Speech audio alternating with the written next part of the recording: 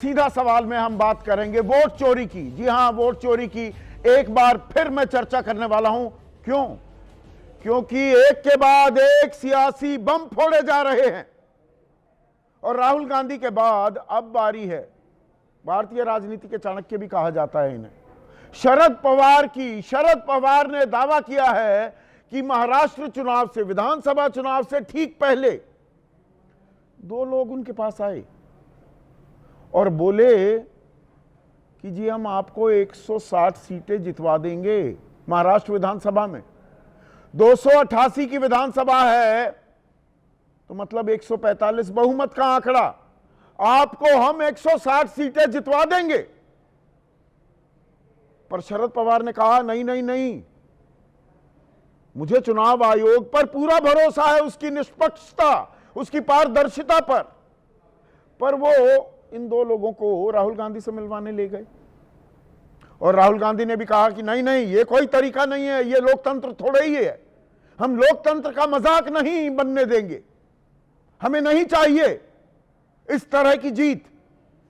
और उन्हें वापस कर दिया गया, लौटा दिया गया उन लोगों को।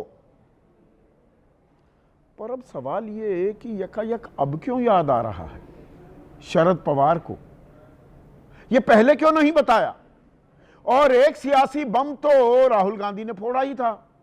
कर्नाटक में बेंगलुरु सेंट्रल महादेवपुरा में एक विधानसभा में क्या गड़बड़ झाला हुआ, जो वो आरोप लगा रहे हैं 1,250 वोट फर्जी हैं, राहुल गांधी जो कह रहे हैं। तो उस वक्त राहुल गांधी ने इस वाकये का, इस घटना का जिक्र क्यों नहीं किया? और खबर मेरे पास यह भी आ रही है, मेरे एक सहयोगी अच्छे खासे खोजी पत्रकार हैं, उन्होंने बताया कि यह खेल तो मध्य प्रदेश चुनाव में भी करने की कोशिश की गई। मध्य प्रदेश में कांग्रेस के एक वरिष्ठ नेता, उनके पास कोई आया कि हम जितवा देंगे चुनाव, उस आदमी को राहुल गांधी से मिलवाया गया जो मुझे बताया, और वहां से भी बहरंग वापस भेज दिया गया कि इस तरह के छिचोरी घिनौनी हरकतें हम नहीं करते, हम लोकतंत्र का मजाक, इसे एक खेल नहीं बनने देंगे। लेकिन ये जो आरोप लग रहे हैं, इससे लोकतंत्र का तेल भी निकल रहा है क्या? क्योंकि सवाल उठ रहे हैं गंभीर हमारे लोकतंत्र पर ही। वोटों की चोरी हो जाए और वोटों की चोरी रोकने का काम किसका है? चुनाव आयोग का। पर चुनाव आयोग आरोप लगता है तो वो कहता है शपथ दो, लिखित शिकायत करो। इसमें मैंने कल कार्यक्रम भी किया, पर थोड़ा मैंने खंगाला, थोड़ी रिसर्च की, तो क्या पाया? एक वो कानून जो बताया जा रहा है, जिसका हवाला दिया चुनाव आयोग ने 20(3)B कि जी आपको शपथ पत्र तो देना होगा, हस्ताक्षर करने होंगे और लिखित शिकायत देनी होगी। अब सामने आता है कि दरअसल जब मतदाता सूची बन रही होती है, उसकी समीक्षा हो रही होती है, तो एक ड्राफ्ट इलेक्टोरल रोल बनता है। उसके 30 दिन के भीतर अगर कोई आप आपत्ति दर्ज करा रहे हैं तो शपथ पत्र पर हस्ताक्षर करके लिखित में शिकायत देंगे। यहां पर तो वो है ही नहीं। यह बिहार में लागू हो सकता है, चुनाव तो हो चुके हैं, यह चुनाव से पहले का कानून है। तो गलत कानून का हवाला देकर हरियाणा, महाराष्ट्र, कर्नाटक और उत्तर प्रदेश के मुख्य निर्वाचन अधिकारी नोटिस देते क्यों घूम रहे हैं? राहुल गांधी को किस बात की पर्दादारी है? आज थोड़े ये पर्दे हटाने की मैं कोशिश करने वाला हूं। ऐसे में आपकी राय, आपके सुझाव और आपके सवाल, जो सीधा सवाल के अहम हिस्सा बन चुके हैं, उनका रहेगा इंतजार। तो आज सीधा सवाल में मैं बात करने वाला हूं वोट चोरी के खेल की, और इससे लोकतंत्र का तेल निकल रहा है। थोड़ी हल्की भाषा का मैं इस्तेमाल कर रहा हूं, शब्दों का। आज हमने जब ये सवाल भी बनाया तो मैं अपने सहयोगियों के साथ इस पर चर्चा भी की, तो सबने कहा कि नहीं, ये थोड़ा हल्का शब्द है। पर दरअसल ये शब्द मैं जानबूझकर इस्तेमाल करने पर अड़ा रहा, क्योंकि लोकतंत्र, उसका वजूद, उसका अस्तित्व, उसकी आत्मा ही झकझोरी जा रही हो, उस पर सवालिया निशान लगातार खड़े किए जा रहे हो और जवाब मिलकर ना दें, या कोई जवाब देता ना दिखे। लोकतंत्र के लिए इससे बुरा क्या हो सकता है? कुछ दिन पहले राहुल गांधी ने सवाल उठाए, 1,250,000 वोटों की चोरी का खुलासा, तथाकथित खुलासा उन्होंने किया, कोई जवाब नहीं मिला है। राजनीतिक आरोप प्रत्यारोप, राहुल गांधी वो तो अराजक थे, अब राहुल उर्फ विध्वंसक हो गए हैं, डिसरप्टर हो गए हैं, डिसरप्टर बन गए हैं, लोकतंत्र को बदनाम कर रहे हैं, देश का अपमान कर रहे हैं। सवालों का यह जवाब मिलता है। राहुल गांधी ने झूठे आरोप लगाए हैं तो उनकी पोल खोल होनी चाहिए। 2 दिन से लगातार मैं ये बात कह रहा हूं। चुनाव आयोग सामने क्यों नहीं आ रहा है? आरोपों के जवाब क्यों नहीं दे रहा है? एक कानून 20(3)B का हवाला क्यों दिया जा रहा है? और कल मैंने सवाल पूछे थे कि भाई एक शपथ पत्र पर हस्ताक्षर करने में आफत क्या है? आप शपथ पत्र पर दस्तखत कीजिए, लिखित में अपने आरोप दीजिए, बंद जाएगा चुनाव आयोग, जवाब देने ही होंगे। पर फिर हमने थोड़ा सा और खुदाई की, वी डग डीप, थोड़ी रिसर्च की कि भाई ये क्या बला है 20(3)B। तो उसमें क्या सामने आया कि ये कानून तो जब वोटर लिस्ट तैयार हो रही होती है, उसकी समीक्षा होती है, वो होती रहती है। चुनाव से पहले कोई वोटर लिस्ट, जैसे समीक्षा हुई थी जनवरी में बिहार में, अब एक और पुनरीक्षण हो रहा है। तो ड्राफ्ट रोल अब बन चुका है। अब इस पर आपत्ति दर्ज करानी है बिहार में, तो आपको एक शपथ पत्र पर दस्तखत करके लिखित में शिकायत देनी होगी। ये 20(3)B तब लागू होता है। ये तो नतीजे आ गए, उसके बाद गड़बड़ झाले का खुलासा कोई कर रहा है, पर्दाफाश कर रहा है, वहां पर ये देने की जरूरत ही नहीं है। ये चुनाव आयोग हमें क्यों नहीं बता रहा? क्यों हरियाणा के और महाराष्ट्र के, कर्नाटक के और उत्तर प्रदेश के मुख्य निर्वाचन अधिकारी सब एक ही सुर में बोलते हुए नोटिस दे रहे हैं। पीडीटी आचार्य, ये सेक्रेटरी जनरल रह चुके हैं लोकसभा के, ये कहते हैं ये नियम उस स्थिति में लागू नहीं होते, और ये नियम ड्राफ्ट वोटर लिस्ट प्रकाशित होने के 30 दिन बाद तक लागू होते हैं। यहां तो लागू ही नहीं होते। मुख्य चुनाव आयुक्त रह चुके ओपी रावत कहते हैं चुनाव आयोग द्वारा बताया गया नियम बिहार के एसआईआर जैसे मामलों में ज्यादा लागू होता है। डिस्क्रेशन है, पर आप इस तरह से क्यों इस्तेमाल कर रहे हैं? और कपिल सिब्बल, देश के सबसे जाने माने वकील, कह रहे हैं चुनाव आयोग ऐसे नियम के तहत हलफनामा मांग रहा है जिसके तहत कोई जांच ही नहीं हो सकती।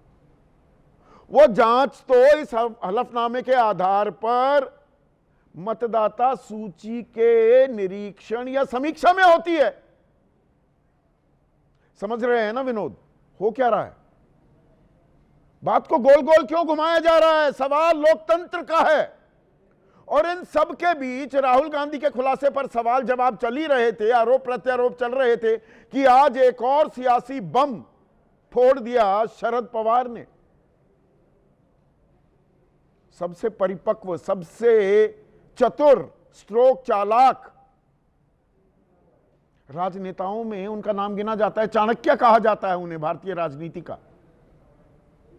अब उन्हें यकायक याद आई, स्मरण आया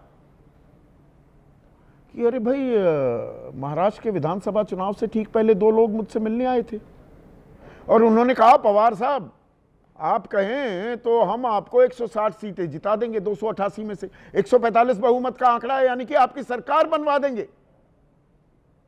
तो शरद पवार ने कहा कि भाई हमें तो चुनाव आयोग पर पूरा भरोसा है, जिस पर अभी ये सवाल उठा रहे हैं। मदद लेने से इनकार कर दिया, लेकिन लगे हाथों राहुल गांधी से भी मिलवा दिया। राहुल गांधी ने भी दोनों शख्स से मुलाकात की, पर राहुल गांधी ने भी उनके प्रस्ताव को, उनके ऑफर को ठुकरा दिया कि यह कोई तरीका नहीं है लोकतंत्र में। खुलकर खेलेंगे, ईमानदारी का खेल खेलेंगे। अब वो कह रहे हैं मुझे लग रहा है कि उन्हें पता था चुनाव कैसे जीता जा सकता है। अब उनकी बातें सही लग रही हैं। फिर पूछा भाई ये दो नाम कौन थे, ये तो बता दो। कि नाम और पता मालूम नहीं। अब ये तो एक बड़ा पेंच है, झोल है, झोल। दर्शकों, कोई साधारण व्यक्ति तो है नहीं शरद पवार।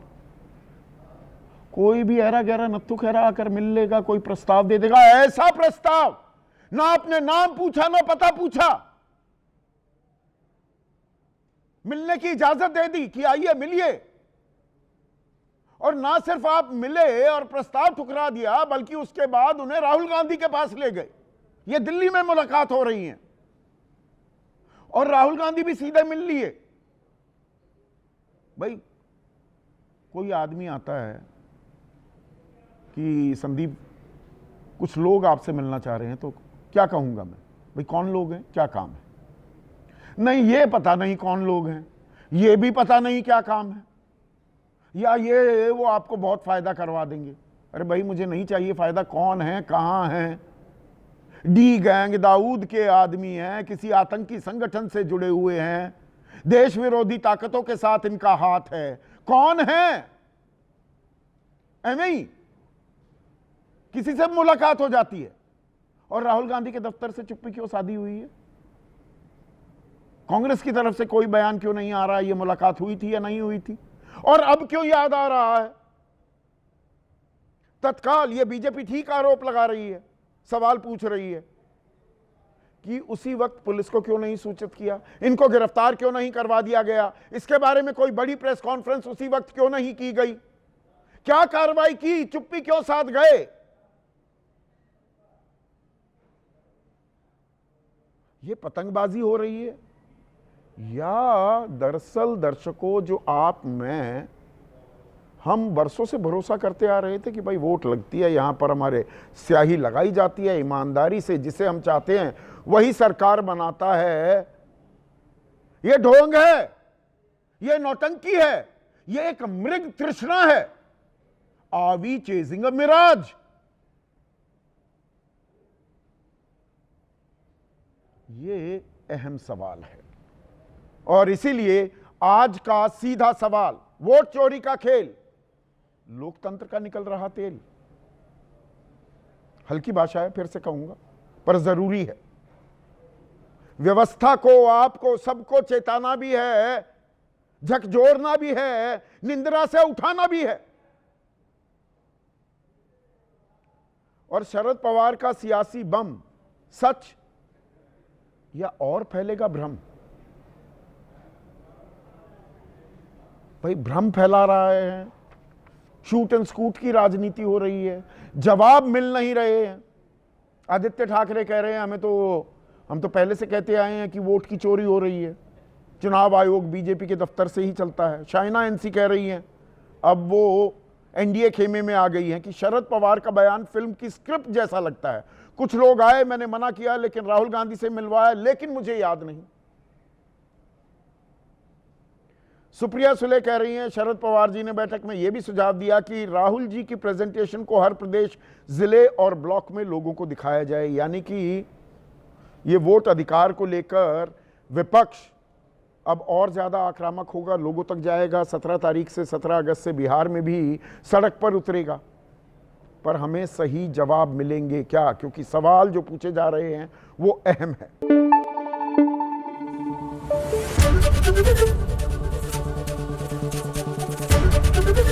एबीपी न्यूज आपको रखे आगे।